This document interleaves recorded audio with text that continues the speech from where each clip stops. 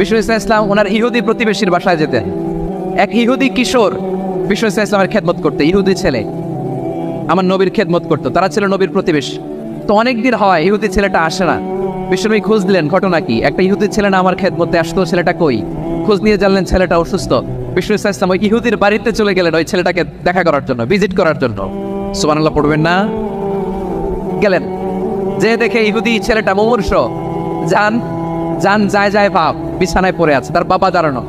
বিশ্বনবী তার মাথার পাশে বসলেন, মাথায় হাত বুলিয়ে দিলেন, আর ছেলেটাকে বললেন আসলিম, ইহুদি ছেলে আসলিম, ইসলাম ধর্ম গ্রহণ করো। তো ছোট্ট ছেলে ভাবে আমরা ইহুদি, এখন ইসলাম ধর্ম গ্রহণ করলে আব্বা যদি বকা দেয়, ফানাযারা ইলা ওয়াজহি আবি, ছেলেটা তার বাবার চেহারার দিকে তাকালো, দেখি আব্বা কি কয়। আব্বা যদি বলে তাইলে ইসলাম ধর্ম গ্রহণ করবো। ইহুদি ছেলেটা তার বাবার দিকে যখন তাকালো, ওর বাবা বলে আতিয়া আবুল কাসিম, আবুল কাসিম যা বলে তাই করো। আবুল কাসিম হচ্ছে বিষ্ণু ইসলামের একটা কুনিয়াত, উপনাম। আমার রাসূলের বড় ছেলের নাম ছিল কাসেম। যেমন দেখবেন আমাদের এলাকায় কারো ছেলের বড় ছেলের নাম যদি হয় আব্দুল্লাহ, এরা আব্দুল্লাহর বাপ বলে ডাকে। কারো বড় মেয়ের নাম যদি হয় ফাতেমা, এরা কি ডাকে? ফাতেমার বাপ বলে না? তো বিষ্ণু ইসলামের বড় ছেলের নাম ছিল কাসেম। ইহুদি বাবা বলল আতিয়া আবুল কাসেম, আবুল কাসেম যা বলে তাই শোনো, মানে মোহাম্মদ যা বলে তাই শোনো। এই কথা শুনে ছেলে সাহস পাইছে, ছেলে আবার পড়তে আরম্ভ করলো আশহাদু আল্লাহ ইলাহা ইল্লাল্লাহ ওয়া আশহাদু আন্না মুহাম্মাদার রাসূলুল্লাহ, পড়েন আল্লাহু আকবার। বিশ্বনবীর আহ্বান শুনে ওই আহ্বানে সাড়া দিয়ে ইহুদি ছেলে শাহাদা পড়ে মুসলমান হয়ে গেল। তার হৃদয়টার ইমানের নূর দিয়ে আলোকিত করে দিল কে?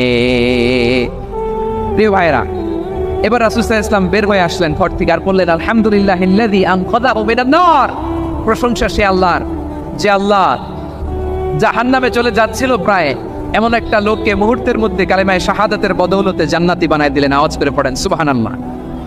এই হাদিস থেকে আমরা কি শিখলাম? What is the moral of the story? এক নম্বর স্টোরি হলো, প্রতিবেশী ইহুদি হোক হিন্দু হোক, যাবেন, সুসম্পর্ক রাখবেন, উপহার দিবেন, বিপদে পাশে দাঁড়াবেন, তাইলেই তো আপনাদের প্রতি, মুসলমানদের প্রতি তারা আকৃষ্ট হবে, ঠিক কিনা বলেন? আপনি যদি হিন্দুদের সাথে বৌদ্ধদের সাথে নাই মিশেন, নাস্তিকের কাছে নাই যান, তো ইসলামের সৌন্দর্যটা ওরা বুঝবে কেমনে? আমার অনেক হিন্দু পরিচিত ভাই আছে, ওরা আমাদের ইফতারির প্রোগ্রামে এসে একসাথে ইফতারি করে।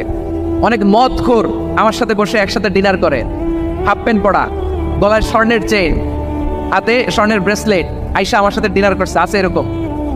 গাঁজাখোর, আমি বলে আসো, ওয়েলকাম টু মাই ডিনার, আসো বসো।